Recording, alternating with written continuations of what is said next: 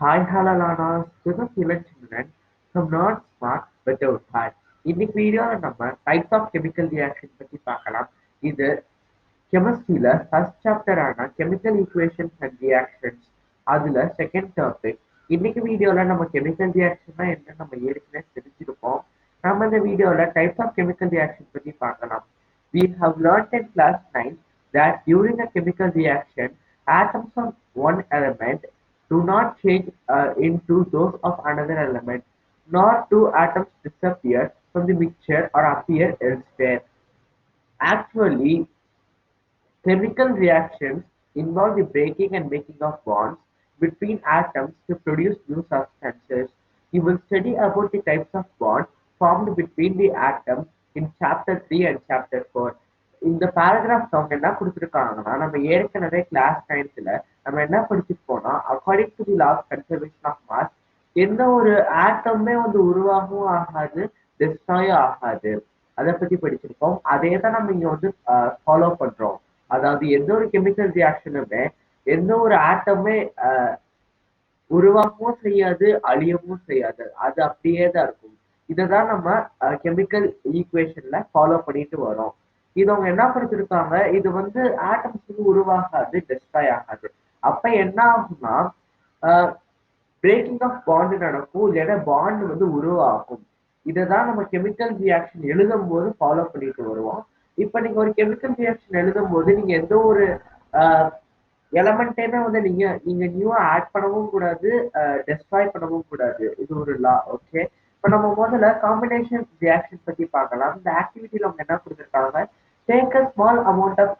calcium oxide or quicklime in a beaker slowly add water to this touch the beaker is shown in figure 1.3 do you feel any change in temperature அதாவது நம்ம முதல்ல வந்து calcium oxide அல்லது குவிக்லைம் calcium ஆக்சைடோட இன்னொரு பேரு தான் குவிக்லைம் இதை வந்து நம்ம பீக்கர் எடுத்துக்கிட்டு அதுல நம்ம ஆட் பண்ணணும் அதுக்கடுத்து கொஞ்சம் கொஞ்சமா தண்ணியை வந்து ஆட் பண்ணணும் நீங்க ஆட் பண்ணும்போது அந்த ரியாக்ஷன் நடக்கும்போது அவங்கள வந்து டச் பண்ணி பார்க்க சொல்றாங்க அந்த பீக்கரை அதுக்கடுத்து என்ன சொல்றாங்க do you feel any change in temperature அதாவது இது மூலியமா ஏதாவது வந்து டெம்பரேச்சர் சேஞ்ச் ஆயிருக்கா அப்படின்னு கேட்டிருக்காங்க இப்ப நம்ம இதை பத்தி பார்க்கலாம் இதை பத்தி கீழே அவங்க எக்ஸ்பிளனேஷன் கொடுத்துருக்காங்க என்னன்னா calcium oxide reacts vigorously with water to produce shake lime or calcium hydroxide releasing a large amount of heat அதாவது calcium oxide வந்து வாட்டரோட வேகமா வந்து விகரஸா ரியாக்ட் ஆகும் அதாவது வேகமா ரியாக்ட் ஆகும் அப்ப என்ன ப்ராடக்ட் ஆகும்னா ப்ராடக்ட் நம்மளுக்கு என்னென்ன கிடைக்கும்னா ஷேக்டு லைம் அல்லது இதை நம்ம கால்சியம் ஹைட்ராக்சைடுன்னு சொல்றோம் அப்புறம் ஹீட் வந்து வெளியேறும் அப்போ அவங்க என்ன கேட்டிருக்காங்க டச் தி பீக்கர் ஷோன் இந்த ஃபிகர் 1.3 கேட்டிருக்காங்களே அந்த பீக்கரை நம்ம டச் பண்ணி பார்க்க சொல்லும்போது நம்மளுக்கு ரொம்ப ஹீட்டா இருக்கும் நம்ம எழுதணும் கீழே அதுக்கடுத்து என்ன கேட்டிருக்காங்க do you feel any change in temperature yes there is change in temperature heat is released in this reaction அப்படின்னு எழுதணும் இப்ப அதுக்குரிய கெமிக்கல் ஈக்குவேஷன் எழுதியிருக்காங்க CaO plus H2O gives CaOH twice இந்த இடத்துல CaO வந்து குவிக்லைமர் CaOH twice வந்து ஷேக்டு லைம் இதை நீங்க நல்லா ஞாபகம் வச்சுக்கோங்க அப்புறம் அடுத்தவங்க என்ன கொடுத்துருக்காங்கன்னா in this reaction calcium oxide and water combine to form a single product calcium hydroxide such a reaction in which a single product is formed from two or more reactants is known as combination reaction அதாவது நம்ம இந்த activity மூலியமா நம்ம என்ன தெரிஞ்சுக்கிட்டோம் calcium oxide plus water use calcium ஹைட்ராக்சைடுன்னு தெரிஞ்சுக்கிட்டோம் அப்புறம் கொஞ்சம் ஹீட்டும் வந்து ரிலீஸ் ஆகுதுன்ட்டு அப்ப நீங்க இங்க பாத்துக்கிட்டீங்கன்னா ஒரு ரெண்டு கெமிக்கல் காம்பவுண்ட்ஸ் வந்து சேர்ந்து ஒரு கெமிக்கல் காம்பவுண்ட கொடுக்குது அதாவது வந்து இந்த இடத்துல வந்து ரியாக்டன்ஸ் டூ கெமிக்கல் காம்பவுண்ட்ஸ் இருக்கு ப்ராடக்ட்டுக்கு வந்தீங்கன்னா ஒன் கெமிக்கல் காம்பவுண்ட் தான் இருக்கு அப்ப நீங்க என்ன சொல்லலாம்னா காம்பினேஷன் ரியாக்ஷன் சொல்றோம் எப்பயுமே காம்பினேஷன் ரியாக்ஷன் வந்து A plus B is equal to C அந்த ஃபார்மேட்ல இருக்கும் இப்ப நம்ம அடுத்த டாபிக் பத்தி பார்க்கலாம் இங்க அவங்க டிடியூனோல கொடுத்திருக்காங்க என்னன்னா a solution of shaked lime produced by the reaction 1.13 is used for whitewashing walls அதாவது வந்து நம்ம அந்த ஷேக்டு லைமை வந்து ப்ரொடியூஸ் பண்ணியிருப்போம்ல ஆக்டிவிட்டி அந்த ப்ரீவியஸான ஆக்டிவிட்டியில அது வந்து எதுக்கு யூஸ் பண்றாங்கன்னா ஒயிட் வாஷ் பண்றதுக்கு யூஸ் பண்றாங்க அதாவது நிறைய பேர் வீட்டுல வந்து ஒயிட் வாஷ் பண்ணுவாங்கல்ல அதுக்கு வந்து இந்த ஷேக்டு லைம் தான் வந்து ரொம்ப யூஸ்ஃபுல்லா இருக்கு அடுத்தவங்க என்ன கொடுத்திருக்காங்க, calcium hydroxide reacts slowly with the carbon dioxide in the air to form a thin layer of calcium carbonate on the wall. அதாவது இந்த calcium hydroxide நம்ம ஒண்ணு ப்ரொடியூஸ் பண்ணிருப்போம்ல, அந்த calcium hydroxide வந்து கார்பன் டை ஆக்சைடோட ரியாக்ட் பண்ணும்போது அது வந்து கால்சியம் கார்பனேட்டை கொண்டு வருது. இதனாலதான் நீங்க பாத்துக்கிட்டீங்கன்னா, இப்போ ஒரு ஒயிட் வாஷ் பண்ண வால்ல வந்து ஒரு 2 3 நாள் கழிச்சு போய் பாத்தீங்கன்னா அந்த வால் வந்து ரொம்ப ஷைனிங்கா இருக்கும். இது எதுக்குன்னா அந்த இடத்துல வந்து கால்சியம் கார்பனேட் வந்து உருவாயிருக்கும். இததான் அவங்க அடுத்து கொடுத்திருக்காங்க. Calcium carbonate is formed after 2 or 3 days of white washing and gives a shiny finish to the wall. அதான் நான் சொல்லியிருந்தேன்ல, இப்போ நீங்க ஒரு ஒயிட் வாஷ் பண்ண வீட்டுக்கு போயிருந்தீங்கன்னா ஒரு 2 3 நாள் கழிச்சு பாத்தீங்கன்னா அது ரொம்ப ஷைனியா தெரியும். அதுக்குரிய ரீசன் இதுதான். அப்புறம் வந்து ஒரு இன்ட்ரெஸ்டிங்கான ஒரு ஃபேக்ட் கொடுத்திருக்காங்க. என்னன்னா CaCO3, அதாவது கால்சியம் கார்பனேட். இததான் மார்பிளோட ஃபார்முலான்னு சொல்றாங்க. நம்மளுக்கு ஏற்கனவே தெரியும் மார்பிள் ரொம்ப ஷைனியா இருக்கும்ட்டு. அதே மாதிரி நீங்க ஒரு வீட்டை ஒயிட் வாஷ் பண்ணும்போது 2 3 நாள் கழிச்சு பாத்துட்டீங்கன்னா அது ஒரு மார்பிள் வச்ச ஒரு அப்பியரன்ஸை கொடுக்கும் நம்மளுக்கு. இங்க அதுக்கு ஈக்குவேஷன் கொடுத்திருக்காங்க. CaOH twice plus CO2 gives CaCH CO3 plus H2O. அதாவது இங்க அவங்க என்ன கொடுத்திருக்காங்க, calcium hydroxide plus carbon dioxide gives calcium carbonate plus water. அடுத்து நம்ம இன்னும் கொஞ்சம் எக்ஸாம்பிள்ஸ் பத்தி பார்க்கலாம். Let us discuss about some more examples of combination reaction. First example அவங்க என்ன கொடுத்திருக்காங்கன்னா, பர்னிங் ஆஃப் கோல். இங்க இங்க அவங்க என்ன எடுத்திருக்காங்க, C plus O2 gives CO2. அதாவது carbon plus oxygen gives carbon dioxide. அடுத்து formation of water from H2 and O2. இந்த இடத்துல H2வும் O2 வந்து கேஷியஸ் ஸ்டேட்ல இருக்கு. அப்ப நம்மளுக்கு தெரியும் இது மூலயமா நம்ம என்ன ஈக்குவேஷன் எழுதலாம், 2H2 plus O2 gives 2H2O. அப்ப hydrogen plus oxygen gives water. இதை நம்ம மறந்துடக்கூடாது. நம்ம என்னென்ன ஈக்குவேஷனா நம்ம எழுதுறோமோ அதை நம்ம கண்டிப்பா பேலன்ஸ் பண்ணிடணும். அப்பதான் வந்து நம்மளுக்கு எக்ஸாம்ஸ் எல்லாம் மார்க் நிறைய கிடைக்கும். இன் simple language you can say that when two or more products, element or compound combine to form a single product, the reactions are called as combination reaction. இது மூலமா நம்ம என்ன தெரிஞ்சுக்கிட்டோம், காம்பினேஷன் ரியாக்ஷன் என்னன்னு தெரிஞ்சுக்கிட்டோம். அதாவது 2 or more substances கம்பைன் ஆகி ஒரு சிங்கிள் ப்ராடக்டை கொடுக்கும். அதை தான் நம்ம காம்பினேஷன் ரியாக்ஷன் சொல்றோம். In activity 1.4, we also observed a large amount of heat is evolved. This makes the reaction mixture warm. Reaction in which heat is released along with the formation of particles is known as exothermic chemical reaction. அதாவது நம்ம ஏற்கனவே activity 1.4ல நம்ம என்ன தெரிஞ்சிருப்போம், இந்த இடத்துல வந்து large amount of heat வந்து உருவாகுதுன்னு படிச்சிருப்போம். இதனால வந்து அந்த மிக்சர் வந்து ரொம்ப வார்மா இருக்கும், ரொம்ப சூடா இருக்கும். இததான் நம்ம எக்ஸோதெர்மிக் கெமிக்கல் ரியாக்ஷன் சொல்றோம். அதாவது ஒரு மிக்சர்ல வந்து ஹீட் வந்து ரிலீஸ் ஆச்சுன்னா அதை தான் நம்ம எக்ஸோதெர்மிக் கெமிக்கல் ரியாக்ஷன் சொல்றோம். இப்ப எக்ஸாம்பிள்ஸ் கொடுத்துருக்காங்க எக்ஸோதெர்மிக் கெமிக்கல் ரியாக்ஷனுக்கு. அது என்னன்னு இப்ப நம்ம பார்ப்போம். Burning of natural gas. இந்த இடத்துல CH4 plus 2O2 gives CO2 plus 2H2O. இதுதான் அதுக்குரிய ஈக்குவேஷன். அடுத்து நம்ம அவங்க என்ன கொடுத்திருக்காங்க, do you know that respiration is an exothermic process? ஆமா, ரெஸ்பிரேஷன் ஒரு எக்ஸோதெர்மிக் ப்ராசஸ். அது அது எப்படி நம்ம எக்ஸோதெர்மிக் ப்ராசஸ் நம்ம கூப்பிடுறோம் நம்ம இந்த பேராகிராஃப்ல நம்ம பார்க்கலாம். We all know that we need energy to stay alive. We get this energy from food we eat. During digestion, food is broken down into simpler substances. For example, rice, potatoes, and bread contain carbohydrate. அதாவது இங்க அவங்க என்ன கொடுத்திருக்காங்க, நம்ம ஒவ்வொரு நாளுமே வந்து நம்மளுக்கு எனர்ஜி நிறைய தேவைப்படும். அதுக்கு தான் நம்ம சாப்பிடுறோம். நம்ம சாப்பிடுற ஃபுட் பார்ட்டிகல்ஸ் எல்லாமே எனர்ஜியா கன்வெர்ட் ஆகும். இப்ப நீங்க ஃபார் எக்ஸாம்பிள் நீங்க ரைஸ், பொட்டேட்டோஸ், அதுக்கு ரைஸ், பொட்டேட்டோஸ், பிரெட்டு என்ன வேணா நீங்க எடுத்துக்கோங்க. நீங்க எக்ஸாம்பிள் சப்பாத்தி எடுத்துக்கோங்க, இல்ல பூரி கூட எடுத்துக்கோங்க. அது நீங்க சாப்பிடும் போது அதுல வந்து கார்போஹைட்ரேட்ஸ் இருக்கா, அந்த கார்போஹைட்ரேட்ஸ் வந்து குளுக்கோஸா வந்து பிரிஞ்சு போகும். அதாவது these carbohydrates are broken down to form glucose. இது வந்து உடைஞ்சு போய் இது குளுக்கோஸா ஃபார்ம் ஆகும். This glucose combines with oxygen in the cells of our body and provides us energy. அதாவது அந்த ப்ரொடியூஸ் ஆன குளுக்கோஸ் தான் வந்து ஆக்சிஜனோட கம்பைன் ஆகி அதுதான் நம்மளுக்கு எனர்ஜியை கொடுக்குது. The special name for this reaction is respiration. இததான் நம்ம ரெஸ்பிரேஷன் சொல்றோம். ரெஸ்பிரேஷன்னா ஒரு ஃபுட் பார்ட்டிகுலர் நம்ம சாப்பிடும் போது அது வந்து பிரேக் டவுன் ஆகி அது வந்து எனர்ஜியை கொடுக்கும். இதுதான் நம்ம ரெஸ்பிரேஷன் சொல்றோம். இந்த ரெஸ்பிரேஷன் பத்தி நம்ம சாப்டர் 6ல படிப்போம்னு சொல்றாங்க. இப்ப நம்ம இதுக்கு ஒரு ஈக்குவேஷன் கொடுத்திருக்காங்க. நம்ம இவ்வளவு தூரம் எக்ஸ்பிளனேஷன் பார்த்தோமே, அதுக்குரிய ஈக்குவேஷன் தான். C6H12O6 plus 6O2 gives 6CO2 plus 6H2O plus energy. அதாவது இந்த இடத்துல வந்து C6H12O6 அது வந்து குளுக்கோஸ். இது வந்து ஆக்சிஜனோட ரியாக்ட் ஆகி கார்பன் டை ஆக்சைடை வெளியில விடுது. கார்பன் டை ஆக்சைடையும் வாட்டரையும் எனர்ஜியை கொடுக்குது. இததான் நம்ம ரெஸ்பிரேஷன் சொல்றோம். இத பத்தி நம்ம பயாலஜில நிறைய படிப்போம். அடுத்து நம்ம அடுத்து என்ன எக்ஸாம்பிள் கொடுத்திருக்காங்கன்னா the decomposition of vegetable matter into compost is also an example for exothermic reaction. அதாவது நீங்க ஏதாச்சும் ஒரு வெஜிடபிளையோ நீங்க ஒரு கம்போஸ்ட் பிட் இருக்குல்ல, அதுல வந்து நீங்க புதைச்சி வச்சீங்கன்னா கொஞ்ச நாள் கழிச்சு அது மறைஞ்சு போயிடும். இதை நான் ஏற்கனவே வந்து அவர் என்விரான்மெண்ட் லெசன்ல சொல்லியிருந்தேன். இந்த இடத்துல வந்து ஒரு எக்ஸோதெர்மிக் ரியாக்ஷன் நடக்கும். எதுக்குன்னா இந்த இடத்துல வந்து எனர்ஜி வந்து ரிலீஸ் ஆகும். அதனாலதான் வந்து அது வந்து மக்கி போயிடும் அந்த வெஜிடபிள் மேட்டர். இப்ப அடுத்து நம்ம அடுத்த டாபிக் பத்தி பார்க்கலாம். அது என்னன்னா டீகம்போசிஷன் ரியாக்ஷன். இங்க அவங்க ஒரு ஆக்டிவிட்டி சொல்லியிருக்காங்க. Take about 2 grams of ferrous sulfate crystals in a dry boiling tube. Note that the color of ferrous sulfate crystals heat the boiling tube over the flame of a burner or spirit lamp as shown in the figure 1.4. Observe the color of the crystal after heating. அதாவது இங்க அவங்க என்ன கொடுத்திருக்காங்க, நம்ம முதல்ல 2 grams of ferrous sulfate crystals நம்ம எடுத்துட்டு அதை நம்ம ட்ரை பாயிலிங் டியூப்ல போடணும்.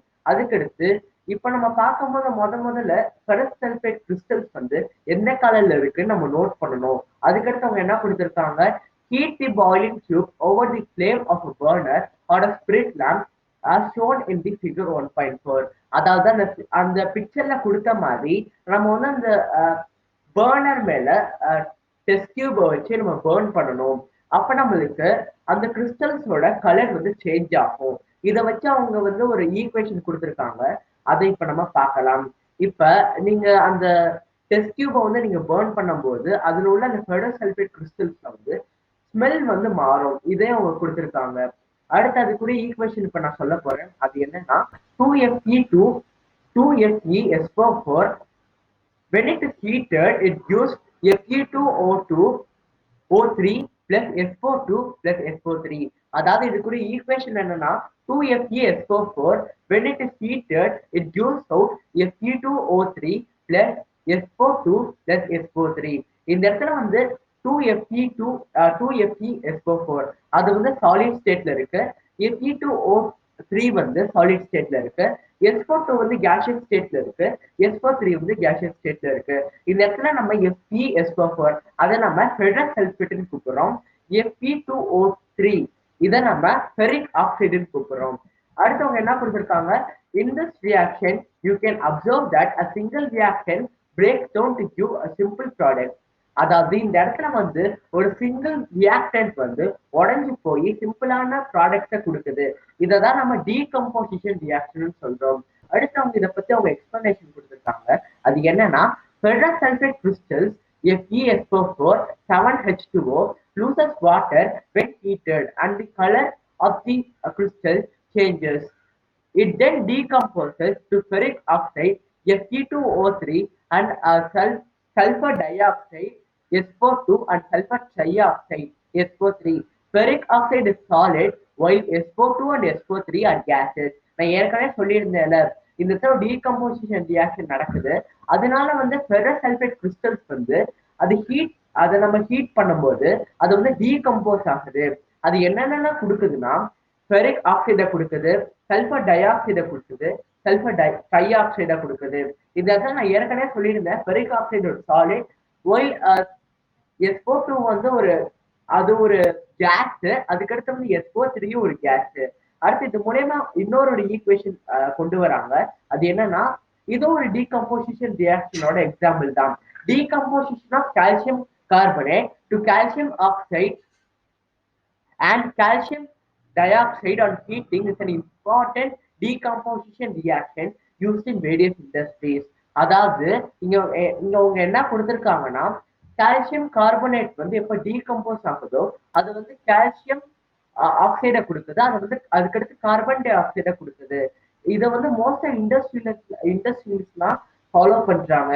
இதை அவங்க ஒரு ஈக்குவேஷன் கொடுத்துருக்காங்க. அது என்னன்னா CaCO3 when it is heated it gives out CaO plus CO2.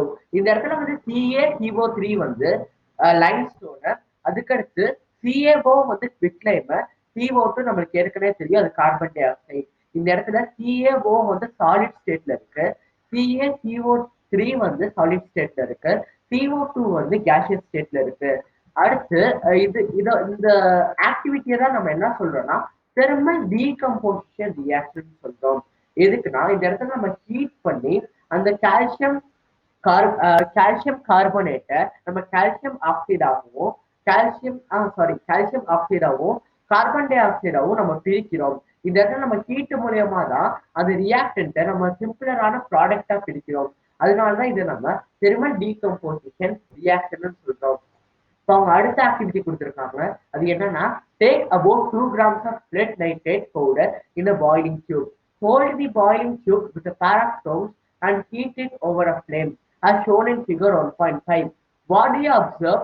Note that the change if any அப்படின்னு கொடுத்துருக்காங்க. இது மூலயமா அவங்க என்ன சொல்றாங்கன்னா, அதாவது முதல்ல வந்து அவங்க 2 grams ஆஃப் லெட் நைட்ரேட் எடுத்துக்க சொல்றாங்க பீக்கர்ல. பீக்கர்ல எடுத்துக்கிட்டு நீங்க பீக்கர்ல எடுத்தாலும் சரி, இல்ல பாய்லிங் டியூப்ல எடுத்தாலும் சரி. இப்போ இதுல அவங்க என்ன கொடுத்துருக்காங்கன்னா 2 grams ஆஃப் லெட் நைட்ரேட்டை வந்து அவங்க பாய்லிங் டியூப்ல வந்து அவங்க எடுக்க சொல்லியிருக்காங்க. அதுக்கடுத்து இந்த பாய்லிங் டியூபை வந்து நம்ம டோம்ஸ் மூலியமா பிடிச்சுக்கணும். பிடிச்சிட்டு அந்த ஃபிளேவருக்கு மேல காட்டணும். அப்ப என்ன நடக்கும்? இங்க ஒரு கெமிக்கல் ரியாக்ஷன் நடக்கும். இப்ப நம்ம அந்த கெமிக்கல் ரியாக்ஷன் பத்தி பார்க்கலாம். You will observe that the emulsion of brown fumes. These fumes are nitrogen dioxide NO2. The reaction takes place is, அதாவது நீங்க இந்த ஆக்டிவிட்டியை பண்ணி முடிச்ச பிறகு நீங்க ஒரு கன்க்ளூஷனுக்கு வருவீங்க. அது என்ன கன்க்ளூஷன்னா, நீங்க வந்து இந்த லெட் நைட்ரேட்டை நீங்க பர்ன் பண்ணும்போது இது மூலயமா வந்து ப்ரௌன் ஃபியூம்ஸ் வரும். இந்த ப்ரௌன் ஃபியூம்ஸை தான் நம்ம நைட்ரோஜன் டை ஆக்சைடுன்னு சொல்றோம். அடுத்து இந்த ரியாக்ஷன் பத்தி கீழே கொடுத்துருக்காங்க, வாங்க பார்க்கலாம். இதுல அவங்க என்ன கொடுத்துருக்காங்க, 2PbNO3 twice when it is heated it gives out 2PbO plus 4NO2 plus O2. இந்த இடத்துல வந்து லெட் நைட்ரேட்டை நம்ம ஹீட் பண்ணும்போது அது லெட் ஆக்சைடா கொடுக்குது, அதுக்கடுத்து நைட்ரோஜன் டை ஆக்சைடா கொடுக்குது, அதுக்கடுத்து ஆக்சிஜன் கொடுக்குது. மறந்துடாதீங்க, இதெல்லாம் பேலன்ஸ் பண்ணுங்க, அப்பதான் உங்களுக்கு நிறைய மார்க் கிடைக்கும். இதையும் நம்ம டீகம்போசிஷன் ரியாக்ஷன் தான் சொல்றோம்.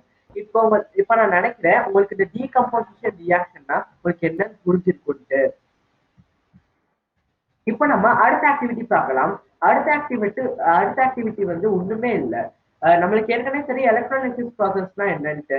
நம்ம வந்து இங்கிட்ட ஆனோட் கனெக்ட் பண்ணுவோம், கேத்தோட் கனெக்ட் பண்ணுவோம். இதை வந்து நம்ம பேட்டரி மூலியமா கனெக்ட் பண்ணும்போது இந்த இடத்துல வந்து எலக்ட்ரிசிட்டி ஃப்ளோ ஆகும். இது மூலயமா வந்து அந்த அங்க உள்ள காம்பவுண்ட்ஸ் எல்லாம் வந்து தனியா பிரிஞ்சு போயிடும். அதை தான் இங்க அவங்க கொடுத்துருப்பாங்க. இங்க அவங்க என்ன சொல்றாங்க, நம்ம ஒரு பீக்கர்ல வந்து எடுத்துக்கணும். அந்த பீக்கர்ல வந்து நம்ம 2 கிராஃபைட் ராட் எடுக்க சொல்லியிருக்காங்க. அந்த கிராஃபைட் ராடை வந்து நம்ம கனெக்ட் பண்ணிட்டு ஒரு 6 volt பேட்டரியோட நம்ம கனெக்ட் பண்ணோம். அந்த இடத்துல வந்து தண்ணி வந்து நம்ம நிரப்பணும். அந்த கீழே வந்து இங்க அவங்க கொடுத்துருக்காங்கல்ல கிராஃபைட் ராடு, அந்த கிராஃபைட் ராடு கீழே வந்து நீங்க ரப்பர் ஸ்டாப்பர் மூலியமா அதை கனெக்ட் பண்ணணும். கனெக்ட் பண்ணும்போது இந்த இடத்துல ஒரு எலக்ட்ரிசிட்டி பாஸ் ஆகும். இது மூலயமா வந்து ஒரு காம்பவுண்ட் வந்து 2ஆ பிரியும். இதுதான் அவங்க கொடுத்துருக்காங்க. அடுத்த எக்ஸ்பெரிமெண்ட் கொடுத்துருக்காங்க, ஆக்டிவிட்டி 1.8. இந்த எக்ஸ்பெரிமெண்ட்ல அவங்க என்ன சொல்றாங்கன்னா, take about 2 grams of silver chloride in a china dish. What is its colour? Place the china dish in sunlight for some time. Observe the colour of silver chloride after some time. அதாவது இங்க அவங்க என்ன கொடுத்துருக்காங்க, you will see that the white silver chloride turns grey in sunlight. அதாவது நீங்க முதல்ல அந்த silver குளோரைடை வந்து ஒரு சைனா டிஷ் இல்லைன்னா ஒரு பிளேட்ல கூட வச்சுக்கோங்க. பிளேட்ல வச்சுட்டு நீங்க சன்லைட்டுக்கு நேரா வச்சீங்கன்னா கொஞ்ச நேரம் கழிச்சு பாத்தீங்கன்னா அந்த இடத்துல வந்து கலர் வந்து சேஞ்ச் ஆயிருக்கும். இந்த இடத்துல ஒயிட் கலர்ல இருந்து கிரே கலருக்கு மாறி இருக்கும். இது அவங்க என்ன சொல்றாங்க, this is due to the decomposition of silver chloride into silver and chlorine by light. அதாவது இது எப்படி நடக்குதுன்னா, இந்த இடத்துல வந்து சில்வர் குளோரைடு வந்து சில்வர் ஆகவும் குளோரைட் ஆகவும் பிரியுது. இதுதான் அவங்க ஈக்குவேஷனை கொடுத்துருக்காங்க. 2AgCl when it is placed in sunlight it get decomposed into 2Ag plus Cl2. அதாவது இந்த இடத்துல வந்து சில்வர் குளோரைட் வந்து சன்லைட் மூலியமா சில்வராகவும் குளோரைடாகவும் பிரிஞ்சு போகுது. இப்ப நம்ம இதெல்லாம் நீங்க பாத்துக்கிட்டீங்க. இது மூலியமா நீங்க என்ன தெரிஞ்சுக்கிட்டீங்க? டீகம்போசிஷன் ரியாக்ஷனா என்னன்னு தெரிஞ்சுக்கிட்டோம். நீங்க இதெல்லாம் மறந்துடாதீங்க. இந்த ஈக்குவேஷன் வந்து எக்ஸாம்ஸ்ல கேட்கறதுக்கு நிறைய வாய்ப்பு இருக்கு. அடுத்து silver bromine also behaves in the same way. உங்களுக்கு இந்த சில்வர் புரோமைன்னா உங்களுக்கு என்னன்னு தெரிஞ்சிருக்கும்னு நினைக்கிறேன். இது வந்து போட்டோகிராஃபில வந்து யூஸ் பண்ணியிருப்பாங்க. பழைய காலத்துல எல்லாம் வந்து பிளாக் அண்ட் ஒயிட் படம் எடுத்து வச்சிருப்பாங்கல்ல. அந்த காலகட்டத்துல இந்த சில்வர் புரோமைனை வந்து அவங்க யூஸ் பண்ணியிருப்பாங்க. இந்த இடத்துல அவங்க என்ன கொடுத்திருக்காங்க, இதுக்கு ஒரு ஈக்குவேஷன் கொடுத்திருக்காங்க. நீங்க இதே சில்வர் புரோமைனை நீங்க சன்லைட்ல வச்சீங்கனாலும் அது சில்வரா பிரியும், அப்படி இல்லைன்னா புரோமைனா பிரியும். ரெண்டு சப்ஸ்டன்ஸா பிரிஞ்சு போகும். இந்த இடத்துல 2AgBr when when it is kept in sunlight it get decomposed into 2Ag plus Br2. இந்த இடத்துல வந்து Ag வந்து சாலிட் ஸ்டேட்ல இருக்கு, Br வந்து gaseous ஸ்டேட்ல இருக்கு. நம்மளுக்கு ஏற்கனவே தெரியும் AgBr வந்து சாலிட் ஸ்டேட்ல தான் இருக்கும்ட்டு. The above reaction is used in black and white photography. நான் ஏற்கனவே சொல்லியிருந்தேன், இது வந்து பழைய காலத்து படங்கள் எல்லாம் வந்து யூஸ் பண்ணியிருப்பாங்க. இது வந்து பிளாக் அண்ட் ஒயிட் போட்டோகிராஃபிக்கு வந்து நம்ம யூஸ்ஃபுல்லா இருக்கும். அதுக்கடுத்து what form of energy caused these decomposition reaction அப்படின்னு கேட்டிருக்காங்க. அதாவது இந்த டீகம்போசிஷன் ரியாக்ஷன் நடக்கிறதுக்கு என்ன டைப் ஆஃப் எனர்ஜி தேவைப்படுது.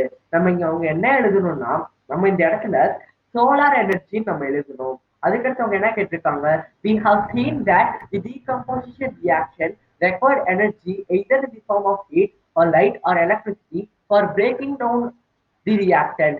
Reactants in which energy is absorbed are known as endothermic reaction. நம்ம ஏற்கனவே எக்ஸோதெர்மிக் ரியாக்ஷன் நம்ம என்னன்னு பார்த்திருப்போம்.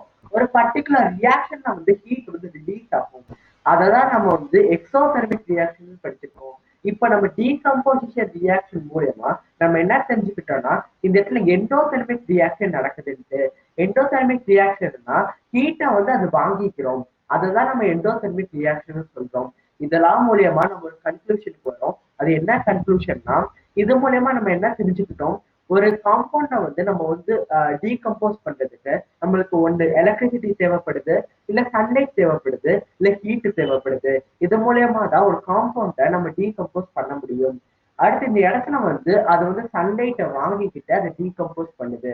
அதாவது எந்த ஒரு ஹீட்டையும் வாங்கிக்கிட்டு டீகம்போஸ் பண்ணுது. இதைதான் நம்ம எண்டோதெர்மிக் ரியாக்ஷன் சொல்றோம். இப்போ அவங்க அடுத்து கொடுத்துருக்காங்க, அடுத்து டிஸ்பிளேஸ்மெண்ட் ரியாக்ஷன். உங்களுக்கு ஏற்கனவே தெரியும், நம்ம சின்ன வயசுல இருந்து படிச்சுட்டு வந்திருப்போம் டிஸ்பிளேஸ்மெண்ட் ரியாக்ஷன் என்னன்ட்டு. இங்க அவங்க என்ன கொடுத்துருக்காங்க, ஒரு டெஸ்ட் டியூப் எடுத்துக்கிறாங்க. டெஸ்ட் டியூப்ல வந்து த்ரெட் வச்சு அவங்க வந்து கட்டிக்கிட்டு அந்த த்ரெட்ல வந்து 2 அயனைன்ஸ் வந்து பிளேஸ் பண்றாங்க. பிளேஸ் பண்ணும்போது அந்த டெஸ்ட் டியூப் எடுத்திருந்தோம்ல, அந்த டெஸ்ட் டியூப்ல வந்து அவங்க காப்பர் சல்பேட் சொல்யூஷன் ஊத்துறாங்க. இது மூலியமா இந்த இடத்துல வந்து டிஸ்பிளேஸ்மெண்ட் நடக்கும். இப்ப நம்ம அதுக்குரிய ஈக்குவேஷன் பத்தி பார்க்கலாம். இங்க அவங்க என்ன கொடுத்துருக்காங்க, இந்த இமேஜ்ல பாத்துக்கிட்டீங்கன்னா முதல் வந்து இந்த அயனைனோட கலர் வந்து சில்வர் கலர்ல இருக்கு. அடுத்து இந்த ரியாக்ஷன் கழிச்சு பாத்துக்கிட்டீங்கன்னா என்ன இருக்கு, ஒரு ப்ரௌன் கலர்ல இருக்கு, ரெட்டிஷ் ப்ரௌன் கலர்ல இருக்கு. இது எப்படி நடக்குதுன்னா டிஸ்பிளேஸ்மெண்ட் ரியாக்ஷன் மூலியமா தான் நடக்குது. இங்க அவங்க அதுக்குரிய ஈக்குவேஷன் கொடுத்துருக்காங்க. அது என்னன்னா FeS plus CuSO4 gives FeSO4 plus Cu. இந்த இடத்துல வந்து CuSO4 வந்து காப்பர் சல்பேட், FeSO4 வந்து அயன் சல்பேட். இந்த இடத்துல நீங்க Feயையும் அதாவது அயனையும் காப்பர் சல்பேட்டையும் நீங்க ஆட் பண்ணும்போது அந்த இடத்துல வந்து அப்படியே டிஸ்பிளேஸ் ஆகும். அதாவது இது மூலியமா நம்மளுக்கு என்ன ப்ராடக்ட் கிடைக்குதுன்னா அயன் சல்பேட் பிளஸ் காப்பர். இதை நீங்க கண்டிப்பா ஒரு ஈக்குவேஷன் ஃபார்மேட்ல எழுதணும். இது ஒரு இம்பார்ட்டன்டான கொஸ்டினும் கூட. நம்ம சின்ன வயசுல இருந்து இதை நம்ம படிச்சுட்டு வரோம். அடுத்து நம்ம அடுத்த ஒரு எக்ஸாம்பிள் பத்தி பார்க்கலாம். இதுல அவங்க என்ன கொடுத்திருக்காங்க, Z10 plus CuSO4 use Z10SO4 plus Cu. இந்த இடத்துல அதே மாதிரி டிஸ்பிளேஸ் ஆகுது. இந்த இடத்துல CuSO4 வந்து காப்பர் சல்பேட், Z10SO4 வந்து ஜிங்க் சல்பேட். அடுத்தவங்க என்ன கொடுத்திருக்காங்கன்னா Pb plus CuCl2 use PbCl2 plus Cu. இந்த இடத்துல அவங்க என்ன கொடுத்திருக்காங்க, CuCl2 வந்து காப்பர் குளோரைட், அதுக்கடுத்து PbCl2 வந்து லெட் குளோரைட். இந்த இடத்துல அப்படியே டிஸ்பிளேஸ் ஆகுது. அப்போதான் இந்த காப்பர் குளோரைடோட இடத்த வந்து லெட் பிடிச்சிக்குது. அதனாலதான் வந்து லெட் குளோரைடுன்னு வருது. Let chloride plus Cu. இது நான் நினைக்கிறேன் இது மூலயமா வந்து உங்களுக்கு டீகம்போசிஷன் சாரி இது மூலயமா உங்களுக்கு டிஸ்பிளேஸ்மெண்ட் ரியாக்ஷனா என்னன்னு தெரிஞ்சுக்கிட்டீங்கன்னு நினைக்கிறேன். அடுத்து அவங்க இன்னொன்னு என்ன கொடுத்திருக்காங்கன்னா, lead and lead are more reactive elements than copper. They displace copper from its compound. அதாவது இந்த இடத்துல வந்து லெட்டும் வந்து ரொம்ப ஹை ரியாக்டிவான எலமெண்ட்ஸ். இது வந்து நீங்க காப்பரை வந்து அந்த இடத்துல வச்சிருந்தீங்கன்னா இது வேகமா வந்து டிஸ்பிளேஸ் பண்ணிரும். அடுத்து நம்ம டபுள் டிஸ்பிளேஸ்மெண்ட் ரியாக்ஷன் பத்தி கொடுத்துருக்காங்க. இது ஒண்ணுமே இல்லை, அது அப்படியே நீங்க டிஸ்பிளேஸ்மெண்ட் ரியாக்ஷன் படிச்சிருப்பீங்களா, அதுல வந்து ஒரே ஒரு டிஸ்பிளேஸ்மெண்ட் மட்டும்தான் நடக்கும். இந்த இடத்துல வந்து டூ டைப் ஆஃப் டிஸ்பிளேஸ்மெண்ட் நடக்கும், அததான் நம்ம டபுள் டிஸ்பிளேஸ்மெண்ட்னு சொல்றோம். அடுத்து இந்த இடத்துல ஆக்டிவிட்டியில என்ன சொல்றாங்க, ஆக்டிவிட்டி 1.10. இந்த இடத்துல அவங்க take about 3 ml of sodium sulphate solution in test tube. அதாவது நீங்க 3 ml ஆஃப் சோடியம் சல்பேட் சொல்யூஷனை வந்து நீங்க டெஸ்ட் டியூப்ல நீங்க எடுத்துக்கோங்க. அதுக்கடுத்து in another test tube take about 3 ml of barium chloride solution. இன்னொரு டெஸ்ட் டியூப்ல வந்து 3 ml, அதாவது அதே அளவுல வந்து நீங்க பேரியம் குளோரைட் சொல்யூஷனை எடுத்துக்கோங்க. அதுக்கடுத்து அவங்க என்ன சொல்றாங்க, இது ரெண்டு சொல்யூஷன் நீங்க மிக்ஸ் பண்ணுங்க. மிக்ஸ் பண்ணும்போது உங்களுக்கு உங்களோட அப்சர்வேஷன் என்னன்னு கேக்குறாங்க. இது மூலயமா அவங்க என்ன கன்க்ளூஷனுக்கு வராங்கன்னா, you will observe that a white substance which is insoluble in water is formed. This insoluble substance formed is known as precipitate. அதாவது அவங்க என்ன கொடுத்திருக்காங்க, நீங்க வந்து இப்படி உங்களோட அப்சர்வேஷன் என்னவா இருக்கும்னா, நீங்க ஒரு ஒயிட் கலர் சப்ஸ்டன்ஸ் வந்து கொண்டு வந்திருப்பீங்க. இந்த ஒயிட் கலர் சப்ஸ்டன்ஸ் தான் இன்சொலியூபிளா இருக்கும். இதை வந்து நீங்க தண்ணியில போட்டாலும் கரையாது. அந்த மாதிரி ஒரு டைப் ஆஃப் சப்ஸ்டன்ஸ். இந்த சப்ஸ்டன்ஸ் தான் precipitate சொல்றாங்க. Any reaction that produces a precipitate is called as precipitation reaction. இது மூலமா அவங்க என்ன கொண்டு வராங்கன்னா, எந்த ஒரு ரியாக்ஷன்லயுமே precipitation நடந்துச்சுன்னா அதை நம்ம precipitation reaction சொல்றோம். இது மூலயமா நம்ம இன்னொரு நம்ம இதுவரைக்கும் நம்ம என்னென்ன ரியாக்ஷன் படிச்சுட்டு வந்திருப்போம், எக்ஸோதெர்மிக், எண்டோதெர்மிக். இப்ப அடுத்து நம்ம precipitation reaction பத்தி படிக்கிறோம். இது மூலயமா அவங்க ஈக்குவேஷன் கொண்டு வராங்க. அது என்னன்னா, NaSO4 plus BaCl2 gives BaSO4 plus 2NaCl. அதாவது இந்த இடத்துல sodium sulphate plus barium chloride gives barium sulphate plus sodium chloride. அத அவங்க ஈக்குவேஷன் எழுதியிருக்காங்க. மறந்துடாதீங்க, இந்த ஈக்குவேஷனை நீங்க பேலன்ஸ் பண்ணிக்கோங்க. அதுக்கடுத்து நம்ம அடுத்த டாபிக் பத்தி பார்க்கலாம், ஆக்சிடேஷன் அண்ட் ரிடக்ஷன். இந்த இடத்துல அவங்க என்ன கொடுத்திருக்காங்க, activity 1.1. Heat a china dish containing about 1 gram of copper powder.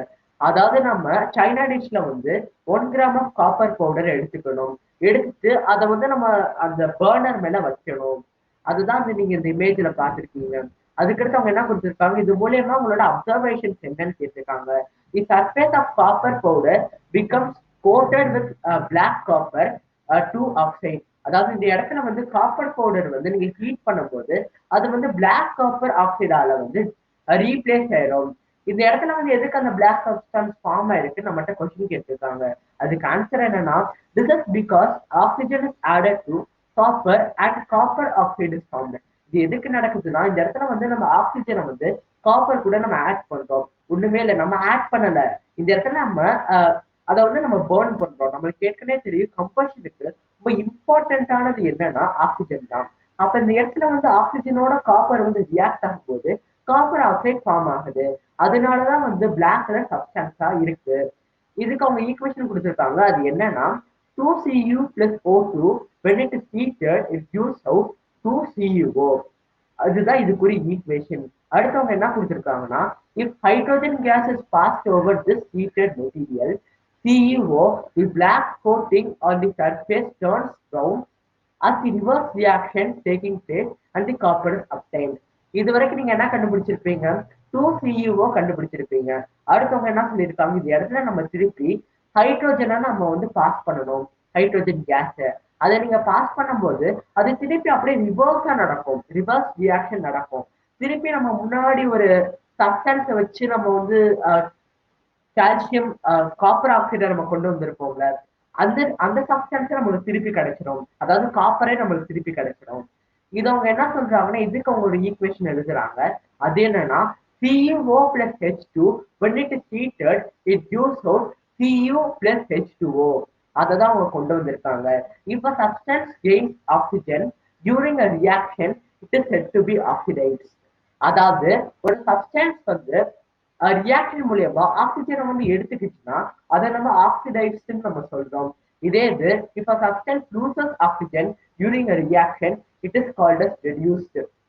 அதாவது ஒரு சப்ஸ்டன்ஸ் வந்து அந்த ரியாக்ஷன்ல ஆக்சிஜனை வந்து அது இழந்துருச்சுன்னா அதை நம்ம ரெடியூஸ்ட்னு சொல்றோம், ரெடியூஸ்ட் ரியாக்ஷன் சொல்றோம். During this reaction copper two oxide is losing oxygen and it is being reduced.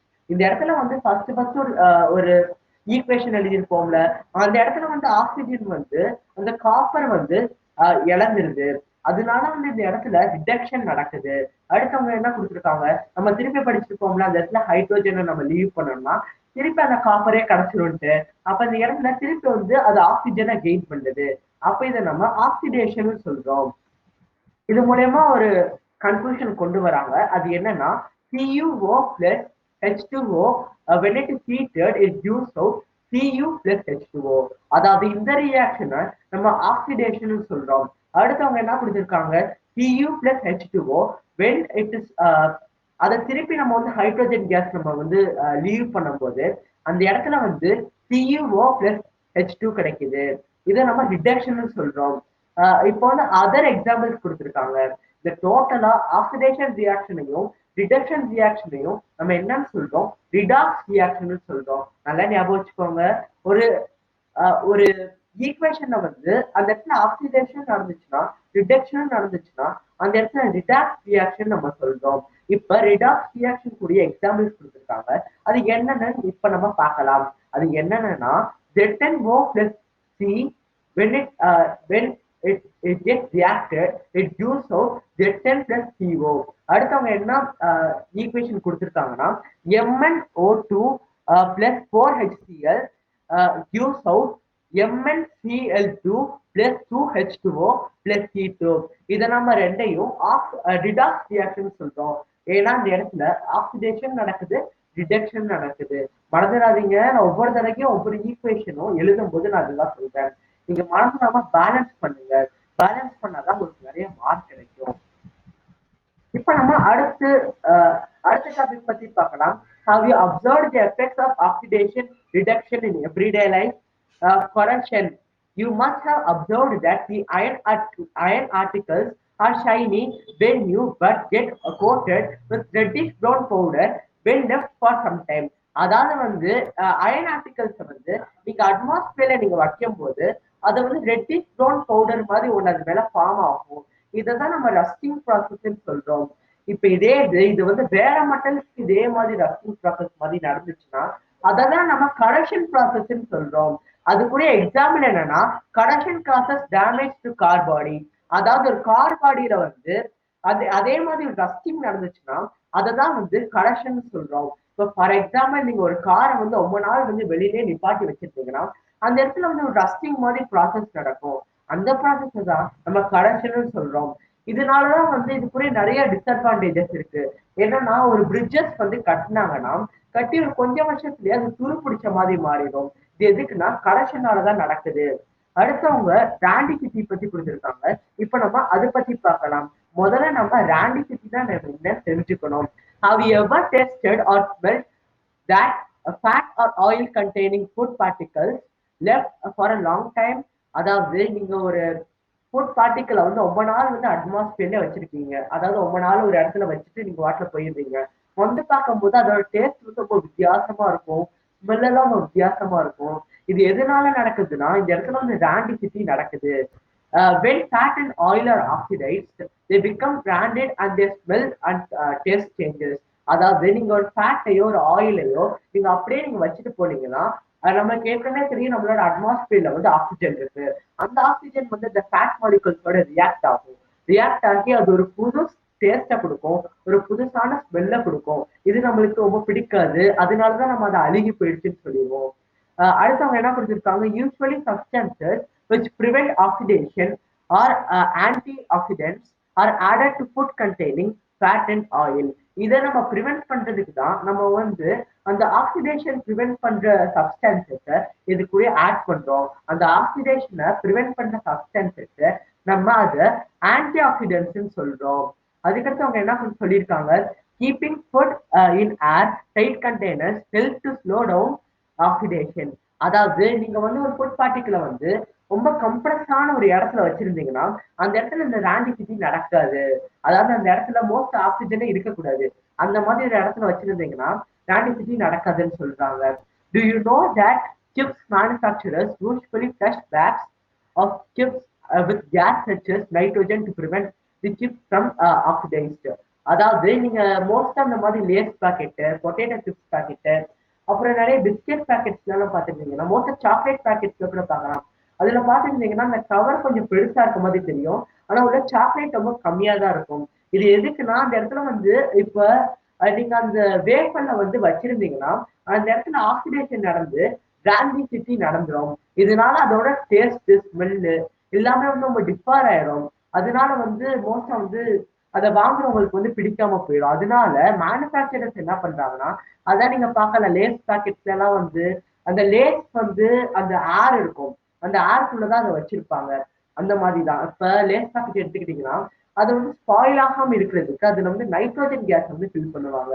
இதுதான் அவங்க இந்த இடத்துல குடுத்துருக்காங்க. நான் நினைக்கிறேன் உங்களுக்கு இந்த லெசன் ஈஸியா புடிச்சிருக்குன்ட்டு. மறந்துடாம நம்ம சேனல் லைக் பண்ணுங்க, சப்ஸ்கிரைப் பண்ணுங்க. மறந்துடாம நம்ம சேனல்ல உள்ள வீடியோஸ்லாம் ஷேர் பண்ணுங்க. Thank you.